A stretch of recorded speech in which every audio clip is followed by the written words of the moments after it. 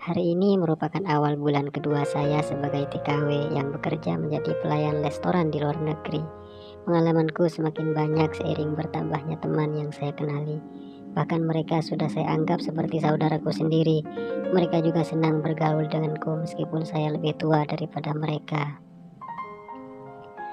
Umurku 35 tahun. Saya seorang janda yang baru saja berpisah dari suamiku karena faktor himpitan ekonomi. Sedangkan temanku rata-rata masih muda, ada yang baru menikah muda, dan ada juga yang baru lulus SMA. Dan semuanya sangat menghormati dan menyayangiku, walaupun saya baru bergabung bersama mereka.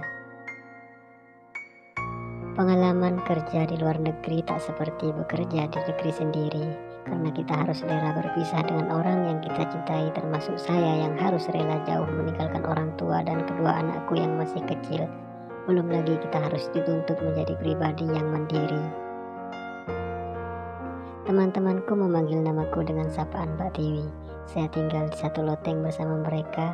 Hampir sekitar 6 orang karyawan berkumpul bersama, namun kita disediakan satu kamar untuk 2 orang. Dan fasilitas yang diberikan juga lumayan lengkap sehingga kita betah tinggal di sana. Kita memulai aktivitas bekerja mulai pukul 6 pagi hingga pukul 4 sore. Kita mempunyai tugas masing-masing, ada yang bagian memasak, menerima pesanan, bahkan ada yang membersihkan meja. Dan kebetulan saya mendapat tugas sebagai penerima pesanan dan menghantar makanan yang sudah siap disajikan kepada pelanggan. Sebagai karyawan depan, sebutan bagi penerima pesanan, saya dituntut untuk berpenampilan rapi juga menarik agar membuat pelanggan yang mendapatkan kenyamanan dan pelayanan terbaik. Itu yang diperintahkan langsung oleh bosku. Selain itu, kita dituntut untuk rajin dan bekerja keras. Jadi, kini penampilanku mulai berubah. Dari yang awalnya tak pernah merawat diri, kini sudah terbiasa dengan peralatan make up dan lainnya. Bahkan di setiap libur kerja, saya dan teman-teman pergi ke salon untuk merapikan rambut, dan terkadang saya mewarnainya. Hingga beberapa dari teman kampung saya yang kebetulan bekerja di sekitar tempat kerjaku, mereka tak menyangka akan perubahan yang terjadi pada diriku. Kebanyakan dari mereka memujiku kalau saya terlihat tambah cantik, dan ada juga yang memanggilku si montok. Itu semua saya lakukan hanya karena tuntutan kerja semata. Sejak saat itu saya mulai menemukan jati diri dan mulai merasa percaya diri dengan penampilanku yang sekarang. Bahkan saya perlahan mulai melupakan masa laluku yang kelam dan tak pernah kusangka akan begini jadinya. Alarm kamar mulai berbunyi, saatnya kita turun untuk memulai pekerjaan dan menyiapkan kebutuhan dan perlengkapan restoran agar tak kerepotan saat pembeli datang. Dan tibalah saat jam makan siang, restoran ramai pembeli, semua karyawan sibuk dengan pekerjaannya masing-masing, dan saya juga kewalahan. Dari pojok restoran, terdengar suara lelaki yang memanggil, sepertinya dia mau memesan makanan. Namun saya tidak menghampirinya karena saya masih sibuk dengan pelanggan yang lainnya. Lelaki itu terus mengawasi pergerakanku sambil menunggu giliran untuk saya tanyakan pesanannya. Akhirnya sampai pada giliran lelaki itu. Dia hanya seorang diri dan hanya ditemani HP di samping mejanya. Mau pesan apa bang? Tanyaku sambil menulis nomor meja. Saya pesan menu favorit di restoran ini, mintanya. Baik bang, silakan ditunggu, jawabku. Lelaki itu terus memperhatikanku. Dari cara pandangnya, saya melihat saya seolah-olah dia ingin mengajak saya untuk menemaninya ngobrol bersama. Walaupun itu tak bisa saya lakukan karena selain faktor kesibukan kerja juga faktor peraturan di restoran itu yang harus ditaati. 20 menit berselang, pesanannya sudah siap untuk disajikan. Saya menghantar dengan langkah ketakutan karena sejak awal dia sudah memperhatikanku. Dia pun memberikan senyuman padaku sehingga rasa takutku mulai berkurang. Namun lelaki itu tetap saja masih memperhatikanku. Tak lama kemudian dia memanggilku, rupanya dia ingin membayar makanannya dan meminta nota pembayarannya. Dia pun sempat bertanya sesuatu padaku. Kamu sudah lama bekerja di sini? Saya baru 2 bulan bang, nanti kembaliannya kamu ambil saja, katanya. Ternyata lelaki itu tak seperti yang saya pikirkan. Meskipun sempat membuatku ketakutan, namun sepertinya dia lelaki yang baik. Dengan penuh rasa kebingungan dalam hati kecilku bertanya-tanya siapa lelaki itu. Dan sejak kejadian itu, aku terus mengingat wajah lelaki itu.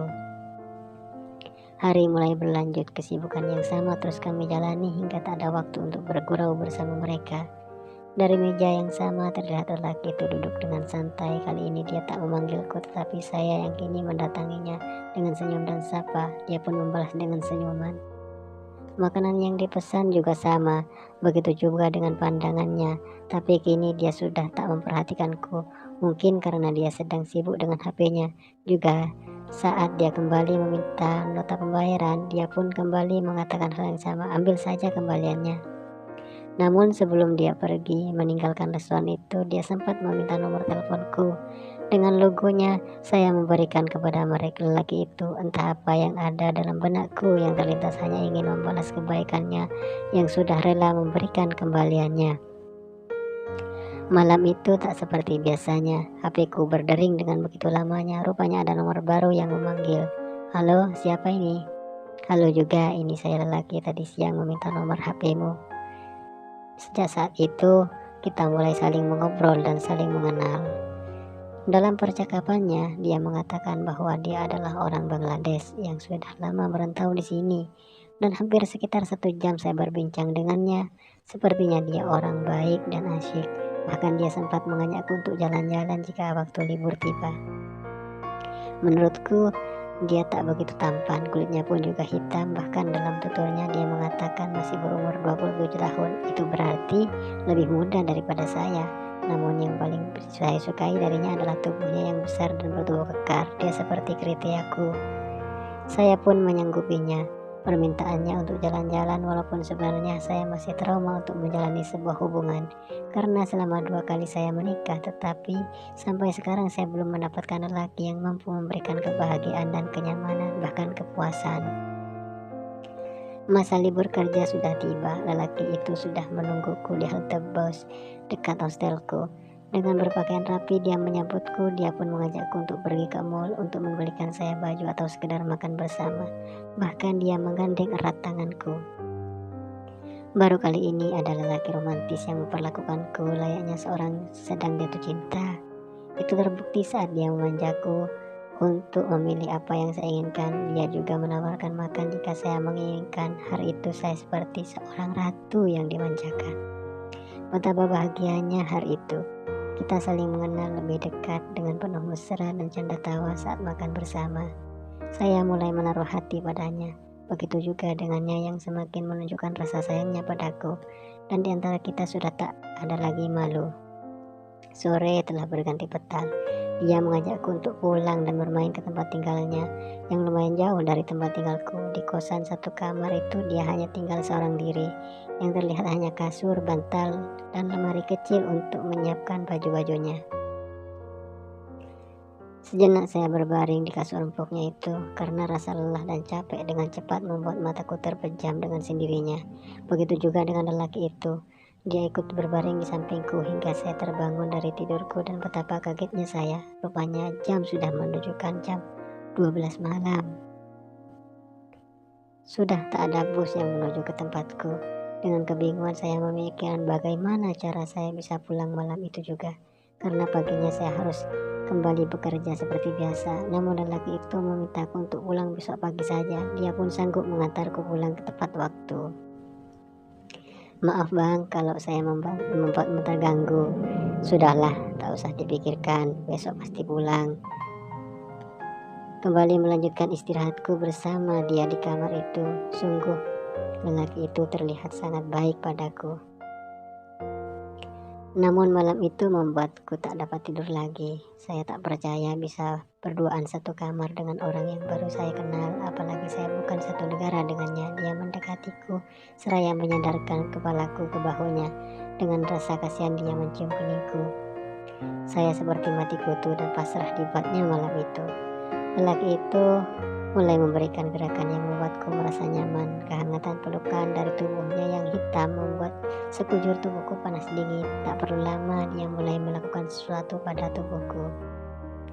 Aku pun tak dapat menolak perlakuannya itu, karena sebagai orang yang berpengalaman saya memahami apa yang dia inginkan malam itu. Dan benar saja, dia menginginkan hal itu. Begitu juga dengan diriku yang penasaran dengan rudal hitam miliknya itu. Tanpa banyak kata, dia memulai aksinya itu. Diriku dibikin merem-melek dan lemas dibuatnya. Rudal hitam itu menghantam dengan sangat kuat, dan rasa perihnya tak pernah saya rasakan sebelumnya, hingga keringatku bercucuran dari sekujur tubuhku. Dia sungguh pemuda yang melelahkan. Baru kali ini saya dibuat kecapean oleh seorang lelaki, karena semenjak pernikahanku dengan kedua mantan suamiku, hanya baru kali ini kenikmatan dan kemuasan yang saya rasakan, bahkan membuatku ketagihan. Bukan cuma itu saja, dia melakukannya dengan durasi yang sangat lama. Malam itu benar-benar hari yang sangat melelahkan. Namun di balik itu semua aku mendapatkan sesuatu yang tak akan terlupakan, hantaman si hitam yang membuatku puas dan lemas. Dengan langkah tertatih sambil menahan rasa perih, saya berjalan menuju pulang. Lelaki itu menghantarku dengan penuh rasa kasih sayang. Kesetiaan yang diberikan membuatku semakin yakin kalau dia adalah lelaki yang saya idamkan. Saya mengagumi kebaikan yang selama ini dia berikan, dan sepertinya dia juga tulus mencintaiku. Aku tak mau lagi kehilangan seorang yang aku sayangi. Bahkan saya telah rela memberikan segalanya. Semoga hubungan ini tak hanya menjadi cerita satu malam. Abang, jaga rasa cinta ini. Jangan kau sia-siakan kepercayaan yang aku berikan. Semoga kita bisa bersatu dan bisa membina rumah tangga sampai akhir hayat. I love you, si hitam. By Widi. Tamat. Terima kasih sudah membaca kisahku. Jangan lupa ya, like dan subscribe. Terima kasih.